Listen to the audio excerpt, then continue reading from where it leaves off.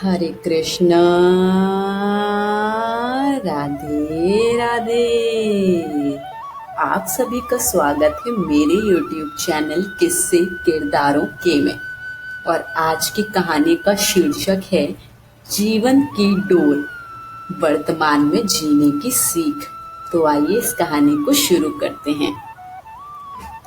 रमेश कक्षा 8 का छात्र था।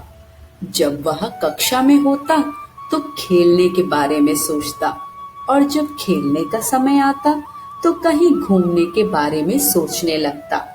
इस तरह वह कभी भी वर्तमान क्षण का आनंद नहीं लेता था, बल्कि हमेशा भविष्य की चिंता करता रहता। उसकी यह आदत घर वालों और दोस्तों को भी परेशान करती थी। एक दिन रमेश अकेले ही पास के जंगल में घूमने चला गया। कुछ देर चलने के बाद उसे थकान महसूस हुई और वह नरम घास पर लेट गया। जल्दी ही वह गहरी नींद में सो गया। कुछ समय बाद उसने किसी की आवाज सुनी, रमेश, रमेश। आंखें खोलते ही उसने देखा कि उसके सामने एक परी खड़ी थी। वह बहुत सुंदर थी और उसने एक हाथ में जादुई छड़ी और दूसरे हाथ में एक जादुई गेंद पकड़ी हुई थी, जिससे एक सुनहरा धागा लटक रहा था। रमेश परी को देखकर खुश हो गया।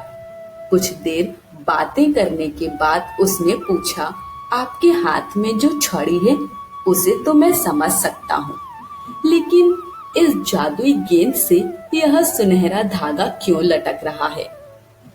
परी मुस्कुराई और बोली, रमेश, यह कोई साधारण धागा नहीं है। दरअसल यह तुम्हारे जीवन की डोर है। अगर तुम इसे हल्का सा खींचोगे तो तुम्हारे जीवन के कुछ घंटे कुछ सेकंड में बीत जाएंगे।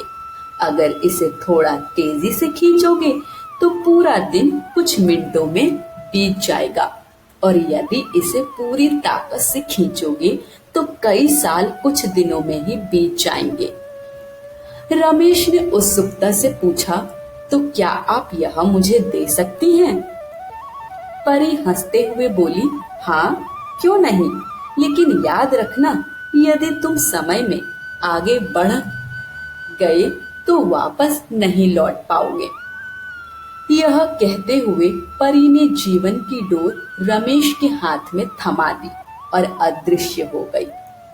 अगले दिन रमेश कक्षा में बैठा खेलने के बारे में सोच रहा था, लेकिन शिक्षक के सामने वह बाहर जाने की हिम्मत नहीं कर सकता था। तभी उसे परी द्वारा दी गई जादुई गेंद याद आई। उसने धीरे से गेंद निकाली और डोर को हल्का सा खींच दिया। कुछ ही सेकंड में वह खेल के मैदान में पहुंच गया। वाह, कितना मजा आ रहा है, रमेश ने सोचा।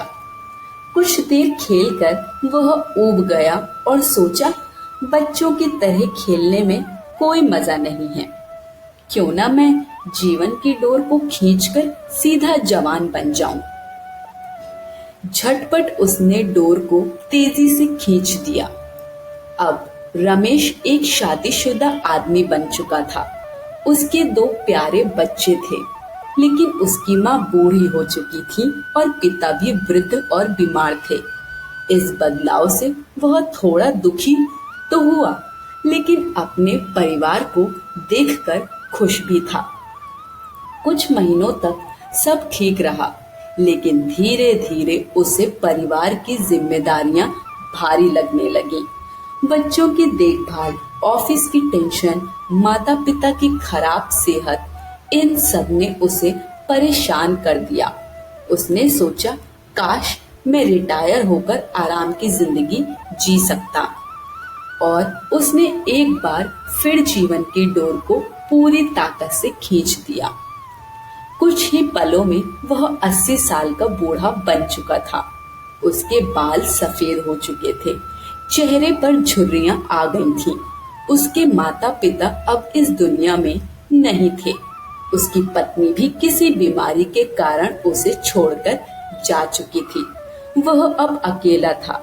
उसके बच्चे भी अपनी अपनी जिंदगी में व्यस्त हो गए थे और सिर्फ कभी कभी उससे मिलने आते थे। अब रमेश को एहसास हुआ कि उसने कभी अपने जीवन का आनंद नहीं लिया।